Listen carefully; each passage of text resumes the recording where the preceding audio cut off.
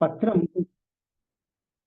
pushpam palam toyam yo me bhaktya prayachati tadaham bhaktya upahritam asnami pretatmanah. Translation Srila Prabhupada ki jai. If one offers me with love and devotion a leaf, a flower, a fruit, or water, I will accept it. Text 27. Yat karosi yadasnasi yat juhosi dadadiyar yat tapasyasi kaunteya tat kurushva madarpanam. Whatever you do, whatever you eat, whatever you offer or give away, and whatever austerities you perform, do that, O son of Kunti, as an offering to me. Text 28. Shubha Shubha Faler Evam Mokshase Karma Bandhanai Sanyasa Yoga Yuktatma Vimukto Mam Upaishyasi. In this way, you will be freed from bondage to work and its auspicious and inauspicious results. With your mind fixed on me in this principle of renunciation, you will be liberated and come to me. Om Jnananjana Shalakaya Chakshurut Militam Ina Tasmai Shri Gurave Namaha. Jai Shri Krishna Chaitanya Prabhu Nityananda Shri Advaita Gadadhara Sivasadi Gaura Bhaktivedanta. Hare Krishna Krishna Krishna Hare Hare Hare Rama Rama Rama Hare Hare Moham Karvati Vachal Kamna Vedi Bhaktivedanta Mahamande Shri Kuram Dhanadhanam Paramanam Anam Shri Chaitanya Vishwaram. Hare Krishna. So in this chapter titled The Most Confidential Knowledge, in text number 26, the Lord is telling Arjuna, if one offers me with love and devotion a leaf, a flower, a fruit, or water, I will accept it. So we'll understand the important sloka that we are discussing today. So everything that is there existing in this material world belongs to the Lord. There is nothing that belongs to us. So the Lord here is stating that even if somebody offers me a small leaf or even a flower or a fruit or some water, with love and devotion, the Lord will accept it. Why should the Lord ask something from us when when the Lord is full in everything? The Lord is called Atma Rama because he is fully satisfied. He is full in everything because everything belongs to him. The whole creation is manifested by him. So after all, why should a Lord ask for a leaf or a flower or a fruit or some water? Actually, the Lord is a personification of devotional service. We also are constitutionally meant to be serving the Lord, and the process of connection between us and the Lord is the process what is called devotional service. That is our constitutional position. And just as a father always thinks the well-being of his children, the Lord is always being all-merciful Supreme Father. He always thinks in terms of our well-being. So in the material world, whatever we take, even if we drink water or we honor some fruit, if we do it without offering to the Lord, we are eating sin. I'll come to that a little bit later. So the same thing, if we offer it to the Lord, all these items, whatever we do, whatever we eat or anything, and we honor it, then we become free from the contaminated consciousness that we have, and we become liberated. And that process, the Lord is emphasizing here on this particular sloka about bhakti. Bhakti is nothing but devotional service by which we can connect. By performing devotional service, we can then connect ourselves to the Lord. That is the one and only process. The Lord himself says in Bhagavad-gītā, Bhaktyamam abhijanati. The Lord cannot be understood by any speculative process or by any other process. The only process for us to understand the Lord and connect ourselves with the Lord is devotional service. Without this bhakti, the Lord will not accept even the most opulent object that one might offer. The Lord is also called Purusha, or the supreme enjoyer. The Lord is meant to enjoy everything that he has created, and we are meant to be enjoyed by the Lord. Another point is that the Lord is called Yajna Purusha, or he is the enjoyer of all the sacrifices. Anything that we do, if we are able to connect it to the Lord through the process of devotional service, if there is a love and devotion in that process, the Lord will accept it. After all, just as a son, he goes out to work for a job, and then he gets his salary, and then something he buys and gives it to his father.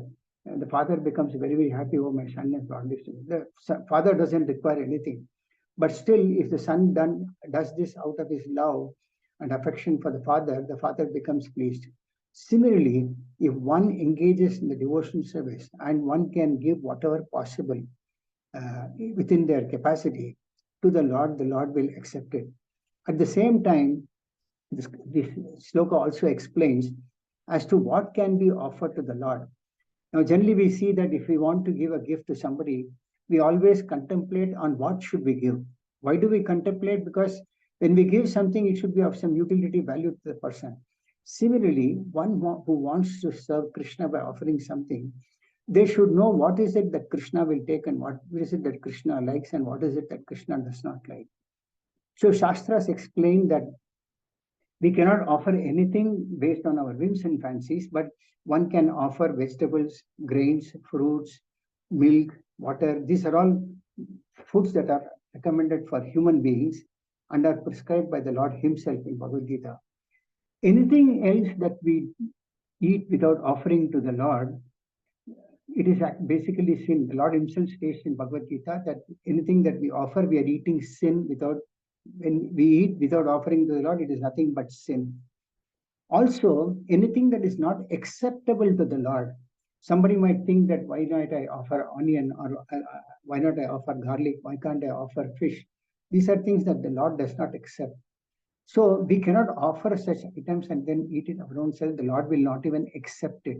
Basically, we are sinful and we conduct ourselves into more sinful propensities and resultant reactions.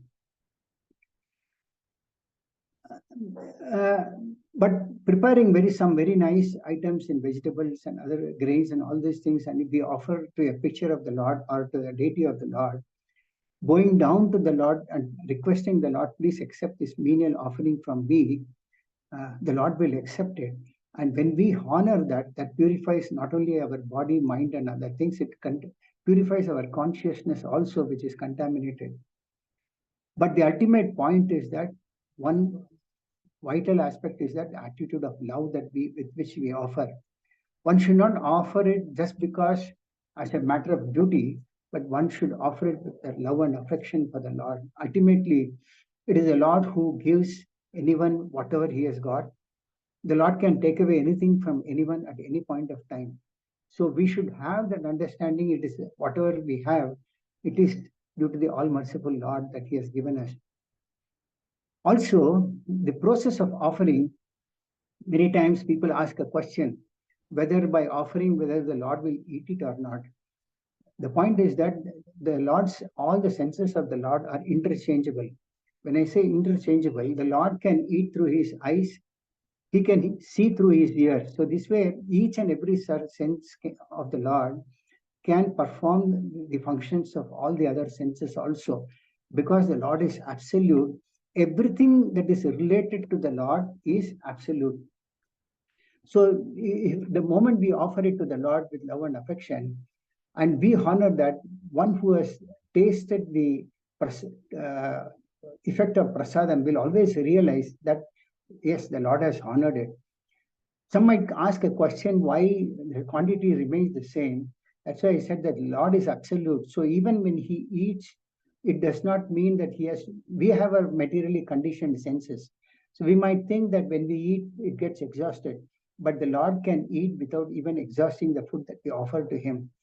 And in being his all-merciful Lord, the Lord gives it back to us so that we eat and we become purified and we also become free from sins.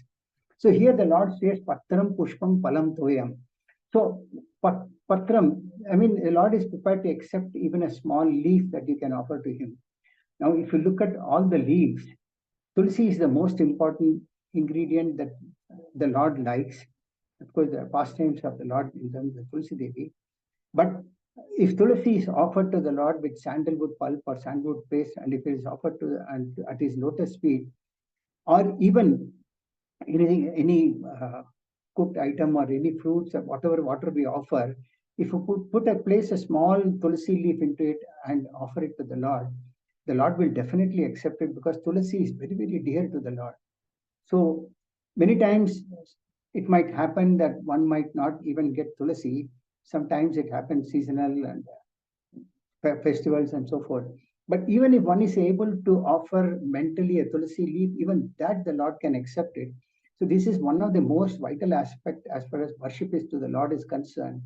Even if one does not have an object physically, one can offer it to the Lord mentally, and the Lord will definitely accept it. But that should not be criteria that we have, but we can even afford it. But for the matter of convenience, we don't get it for the Lord. So tulsi is very dear to the Lord. Then pushpam.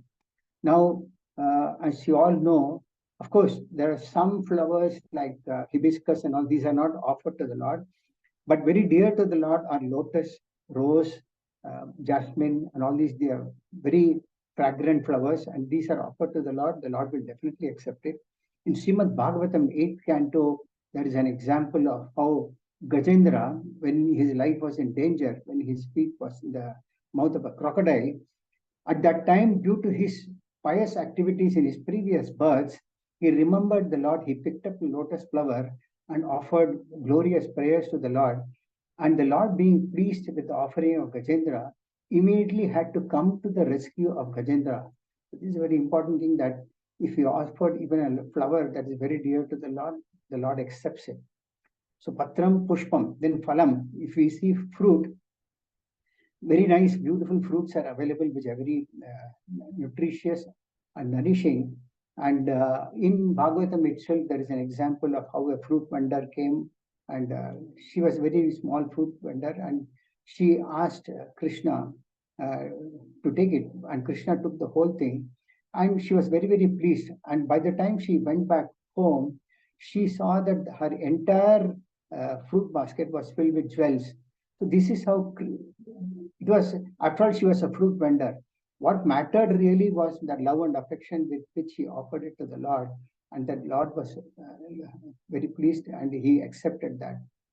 And then the next one is toyam. Sometimes this toyam also can mean milk or liquids or fruit juices or things like that. So in the case of this milk, there is an example as to how Putana actually came with an intention of killing Krishna by feeding him her breast milk with poison. But the Lord, in the process of sucking her breast, he sucked out her life air and he killed her also. At the same time, it is said that though she came with an intention of killing Krishna, but the Lord saw her intention of taking the position of a motherhood as a mother, because she wanted to be Krishna. So Krishna took that positive aspect of her this thing, but and left out the negative aspect, and he gave her the position of a mother in the spiritual world after he killed her. So this is how any of these items that are offered to the Lord with love and affection, the Lord can accept. Lord will be pleased to accept it. The next sloka, that is sloka number 27, the Lord says, whatever you do, whatever you eat, whatever you offer or give away, and whatever austerities you perform, do that, O son of Kunti, as an offering to me. So the point is that anything that we do in this material world, one reason that keeps us binding in this material world is the auspicious and inauspicious reactions for all the auspicious and inauspicious work that we conduct ourselves through. Auspicious activities bring auspicious results, and inauspicious activities bring inauspicious results.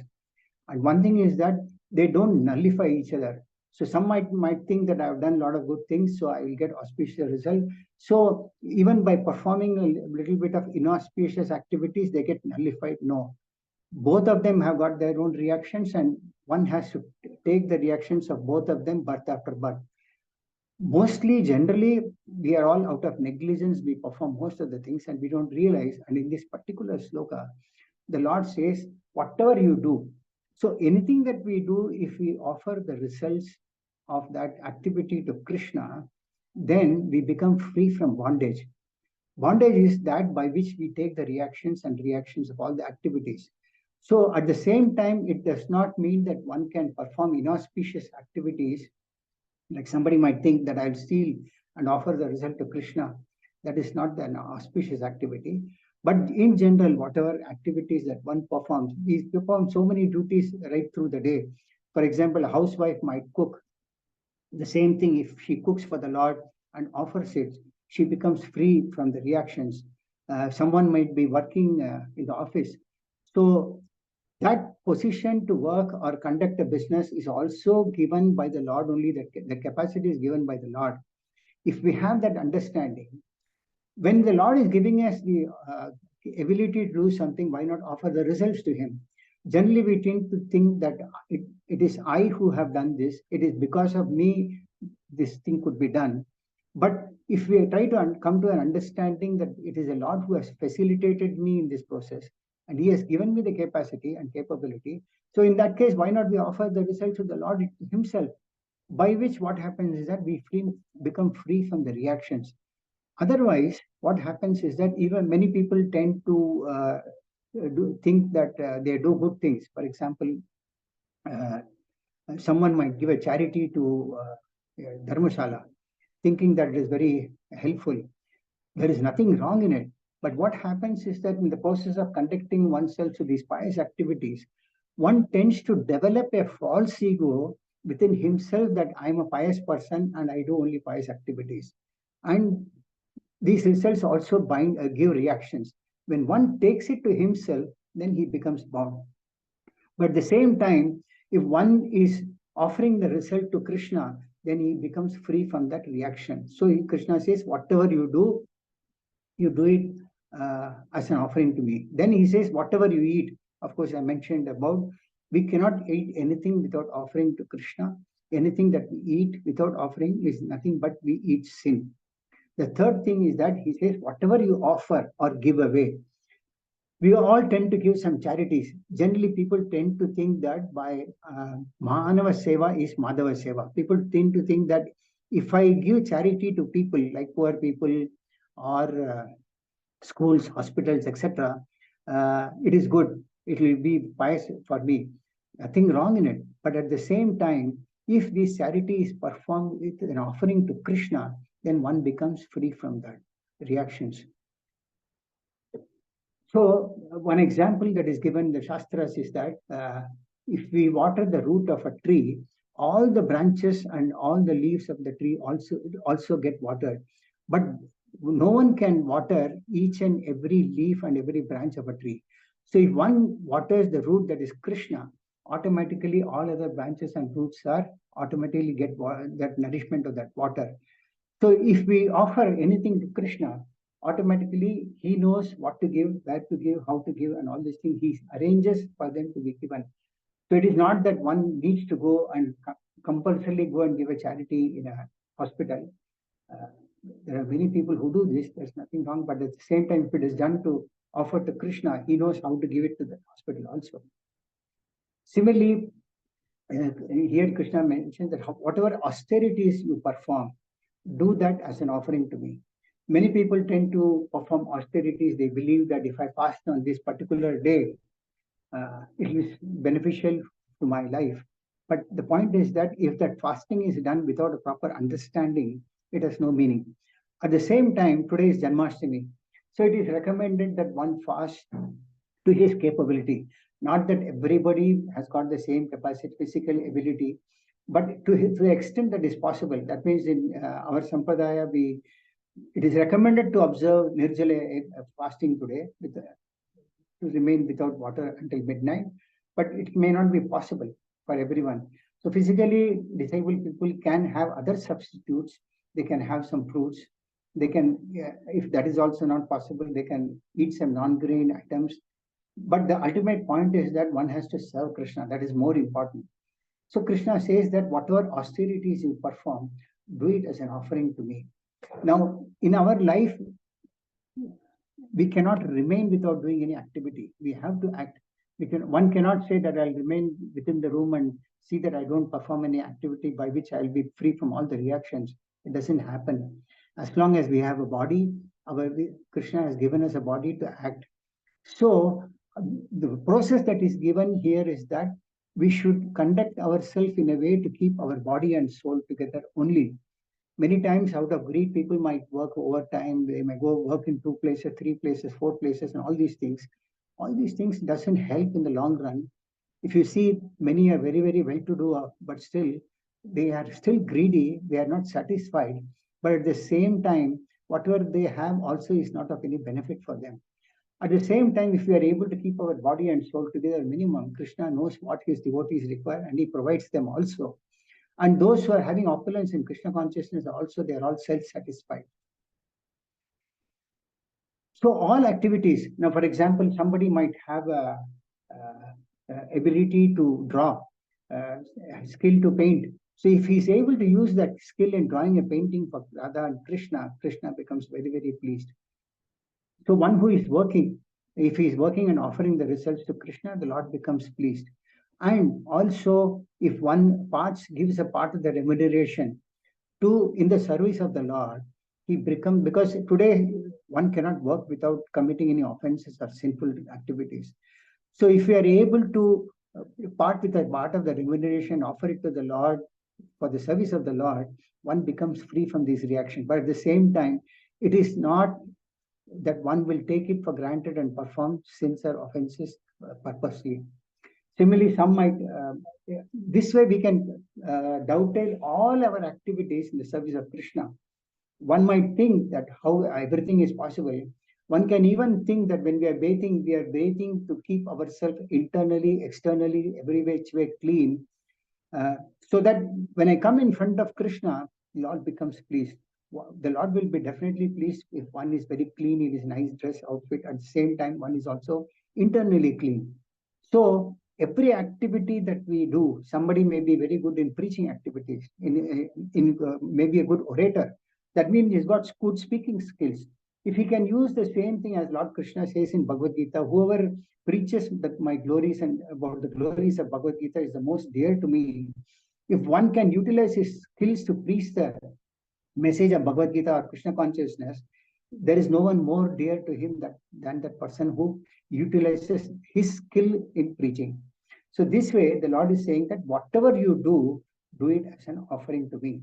And if you don't do that, then what happens is that we become bound. The text number 28, the Lord says, in this way you will be freed from bondage to work and its auspicious and inauspicious results. With your mind fixed on me in this principle of renunciation, you will be liberated and come to me. Now, as I've explained before in the previous classes also, we are all bound in this material world because of our tendency to lord it over the material nature. So the first 2 slokas that we have discussed explains clearly how we conduct ourselves in this material world by offering everything to Krishna, every activity, the results we offer everything to Krishna. And this way Krishna says that we will become free from the bondage to work, from its auspicious and inauspicious results. Then he says, with your mind fixed on me, in this principle of renunciation, you will be liberated and come to me. So we should try to understand what is this renunciation. Generally, people tend to misunderstand this word renunciation, thinking that I renounce everything that is there in my life and keep quiet. But that is not the truth. Srila Rupa Goswami actually explains in his teachings what is this called Yukta Vairagya. He says that one who acts in Krishna consciousness under superior direction is called Yukta Vairagya. Now, this Yukta Vairagya, he explains it as Anashakta Vishayan Yathartam Upayunjata Nirbandha Krishna Sambandhe Yukta Vairagyam Uchate. The translation is, as long as we are in this material world, we have to act. We cannot cease acting. Therefore, if actions are performed and the fruits are given to Krishna, then that is called Yukta Vairagya. And the opposite of this Yukta Vairagya is Markat Vairagya. I'll come to that. So in this renunciation, with this renunciation, if one is placed in the correct Yukta Vairagya, these activities clear the mirror of the mind. And as the actor gradually makes progress in spiritual realization, he becomes completely surrendered to the personality of Godhead. And at the end, he becomes liberated and his liberation is guaranteed. So what this renunciation actually means is that one might be having, say, for example, a car. So one can say, I don't want this car. I have a temple next door. I can walk it out. It is good because in the Esther years, people used to walk to temples even if they were long distance. But if the same car can be used in the service of the Lord for taking devotees for the preaching of the mission or any other purpose to serve the Lord, that is the real Vairagya, that is Yukta Vairagya. But if the same thing is renounced, saying that I don't want to use this object, that is what is called Markat Vairagya or monkey renunciation. So if one is able to practice this Yukta Vairagya, then whatever you have, all those objects become purified, the activity becomes purified, and the Lord becomes pleased because you are utilizing everything in the service of Krishna. And then by this process, one comes to the stage of liberation. At the same time, there's a mention here as to how one does not, as many think, one does not enter the Brahma-jyoti and become one with the Lord. Because Brahma-jyoti is one where anyone who enters into Brahma-jyoti, he remains there without an activity. For example, if you are within the four walls of a house and you can't do anything, you'll become mad. So anyone who has that desire, if he goes to Brahma-jyoti also, that is a desire to enter into Brahma-jyoti is also a desire. And in fact, if you go a step further also, many times people think that I want to be liberated from this material world because of distress. But that is also not the right desire as explained by the Goswamis, because that is also a selfish interest, because the Lord knows what to do, what is good for his disciples, what for his devotees. So the Lord knows if somebody is to be liberated, when and how. So one should not have any personal desire, personal motives in these aspects of devotional service also. That includes even liberation. And here further explained that anyone who has no interest but to dedicate his life to the service of the Lord is actually a real sannyasi. So a sannyasi is not one who is wearing a saffron garment and who pretends to renounce the world or renounce every activity, but one who has dedicated his life to the service of the Lord is a real renunciant or a real sannyasi. And such a person is an eternal servant, fully dependent on the supreme will of the Lord. So whatever he does, he always performs for the benefit of the Lord. And whatever action he performs, he does it as a service to the Lord. And he does not give any attention to fruitive activities or even prescribed duties in the Vedas, because those that I mentioned, the Vedic duties, are basically ritualistic. So whatever is there, he performs in the service of Krishna. Similarly, any religious activity that is performed has to be done as a rendering process of rendering service to Krishna without any interruption, that is unmotivated and uninterrupted devotional service.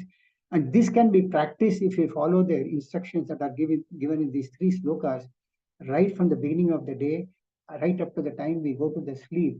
They all can be dedicated as a service to Krishna, by which one becomes liberated even in this material world. As long as they are here, even then they become liberated.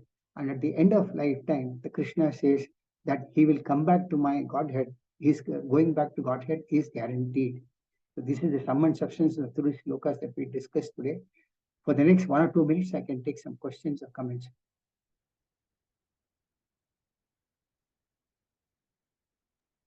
Thank you for a very beautiful class, Prabhuji. Thank you, Mataji. Thank you, Mataji. Hare Krishna, Prabhuji. Dandavat Pranam. Hare Krishna, Mataji. Dandavat Pranam.